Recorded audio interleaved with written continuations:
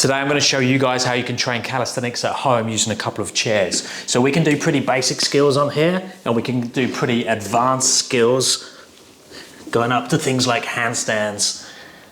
Now we can warm up with some basic movements, so let's just start with push-ups. So standard ones, going down as deep as you can. So the chairs actually allow us to go a little bit deeper than we normally would. So you're gonna get a little bit more stretch at the bottom of the movement, and then just make sure you can get all the way up to protraction at the top. We could play around with the height. So obviously if we incline the hands, it's gonna be easier.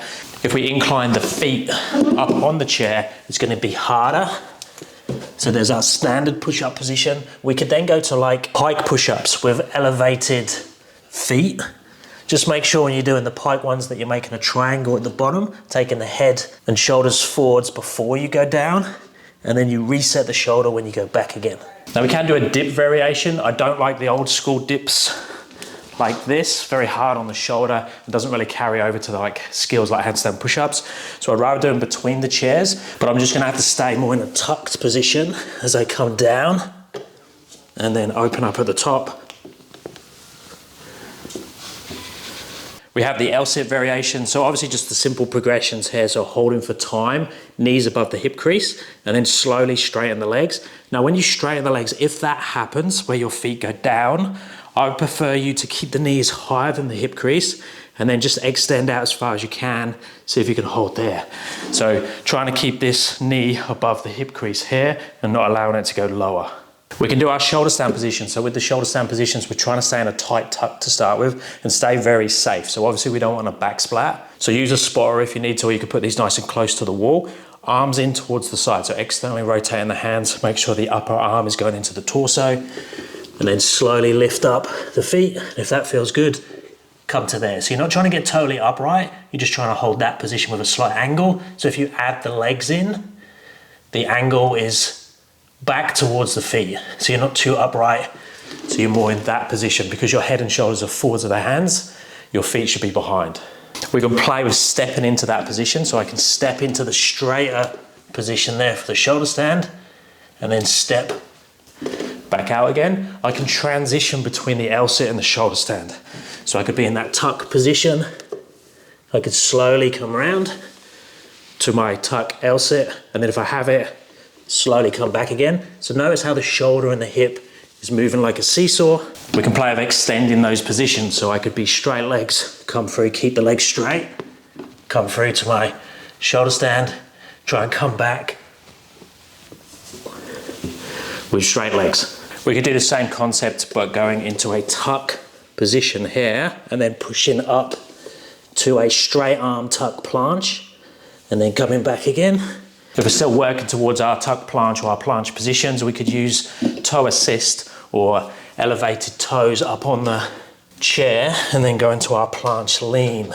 So making sure your hands are turned out, you're protracted, and then pushing as high as you can. So you shouldn't see your shoulder blades, so not collapsing.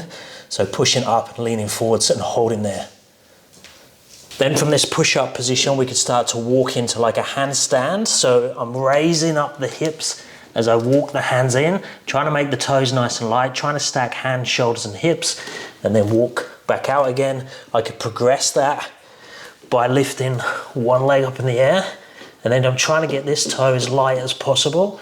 If I have it, I could bend that foot, bend that leg, or I could extend all the way up.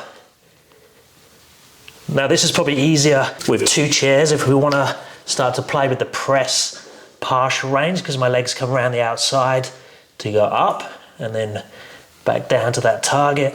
I could explore the tuck handstand, or it's more like a tuck press position or tuck planche position. So here, trying to squish as much as you can, trying to get the heels to the butt. This is going to be really good for developing that upper back shoulder trap positioning, and then I could try and lift off up to there. Now that's pretty tricky, but you could add some cushions onto here and raise it up. We could also just use different height chairs. So obviously something like a bar stool is going to raise you up higher, but whichever setup you're going to use, just make sure that the chair is nice and stable on the floor. This floor is great, but it's hard if I fell, and also the chairs can slide. I could play with Straddle L Sit position, so the chair gives me a little bit more clearance and it's a little bit nicer if you're not so flexible. So I'm just going to take hands around the outside I'm going to step in with the upper leg on my arm, same on the other side, and then I can start to play with extending the legs into that Straddle L Sit position. And if I'm working towards my Stalder Press or my tuck press to handstand, I could use this butt assist or chair assist version where I'm placing the hands nice and close, and I lean forwards and push up from there to my handstand.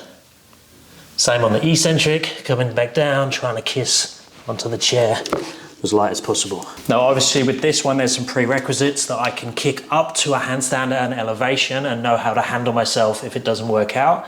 But you could do your eccentrics down to your shoulder stand for handstand push-up work. You could even then add in the transition through to L Sit.